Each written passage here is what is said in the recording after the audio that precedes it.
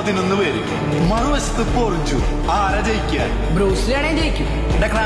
ഇത് സിനിമയല്ല, പൊറിഞ്ചടിച്ച അടിയാണ് മുളയടി. ജോസ് മാത്രം നോക്കായിരുന്നു, പക്ഷെ പൊറിഞ്ചു അത് നമ്മളോട് നടക്കില്ല. പെരിയ ഇരട്ടക്കൊലപാതക കേസ് പ്രതികളുടെ കൂട്ടപ്പരോൾ വലിയ രാഷ്ട്രീയ വിവാദങ്ങൾക്ക് വഴി തുറന്നിരിക്കെയാണ് സർക്കാരിനെയും ജയിൽ വകുപ്പിനെയും കൂടുതൽ പ്രതിരോധത്തിലാക്കുന്ന പുതിയ ദൃശ്യങ്ങൾ പുറത്തുവരുന്നത്. കേസിലെ 7ാം പ്രതിയായ അശ്വിനാണ് പരോൾ വ്യവസ്ഥകൾ ലംഘിച്ച് സമൂഹ മാധ്യമങ്ങളിൽ റീൽസ് വീഡിയോ പങ്കുവച്ചിരിക്കുന്നത്. നിലവിൽ പരോളിലിറങ്ങി പുറത്തുനിൽക്കുന്ന അശ്വിൻ തന്നെയാണ് സ്വന്തം അക്കൌണ്ടിലൂടെ ഈ വീഡിയോ പ്രചരിപ്പിച്ചത്. പരോൾ അനുവദിക്കുമ്പോൾ കടുത്ത നിബന്ധനകളാണ് മുന്നോട്ട് വെക്കാറുള്ളത്. ഇതിൽ പ്രധാനപ്പെട്ട ഒന്നായിരുന്നു പരോൾ കാലാവധിയിൽ സമൂഹ മാധ്യമങ്ങൾ ഉപയോഗിക്കരുത് എന്നത്. എന്നാൽ ഈ വ്യവസ്ഥകളെല്ലാം പരസ്യമായി ലംഘിച്ചുകൊണ്ടാണ് പ്രതിയുടെ റീൽ ഷൂട്ട്. ബ്രൂസ്ലിയാണെ ജയിക്കും. ഇത് സിനിമയല്ല, പൊറിഞ്ചടിച്ച അടിയാണ് മുളയടി.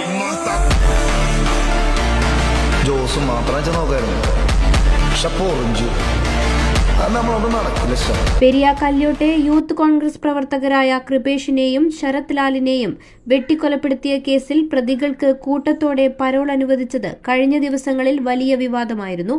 1ാം പ്രതി പീതാംബരൻ, 4ാം പ്രതി അനിൽ, 5ാം പ്രതി ഗിജിൻ, 7ാം പ്രതി അശ്വിൻ, 15ാം പ്രതി സുരേന്ദ്രൻ എന്നിവരുൾപ്പെടെ 5 പേരാണ് 20 ദിവസത്തെ പരോളിൽ കഴിഞ്ഞ ദിവസം പുറത്തിറങ്ങിയത്. LDF സർക്കാർ അധികാരം ഒഴിയുന്നതിന് തൊട്ടുമുൻപാണ് പ്രതികൾക്ക് പരോൾ നൽകാനുള്ള തിരക്കിട്ട നടപടികൾ പൂർത്തിയാക്കിയത്. ഒരേ കേസ് പ്രതികൾക്ക് ചട്ടങ്ങൾ ലംഘിച്ച് ഒരുമിച്ച് പരോൾ നൽകിയതിനെതിരെ വ്യാപക പരാതി ഉയർന്നതോടെയാണ് മാധ്യമ വാർത്തകൾക്ക് പിന്നാലെ ആഭ്യന്തര വകുപ്പ് അന്വേഷണം പ്രഖ്യാപിച്ചത്.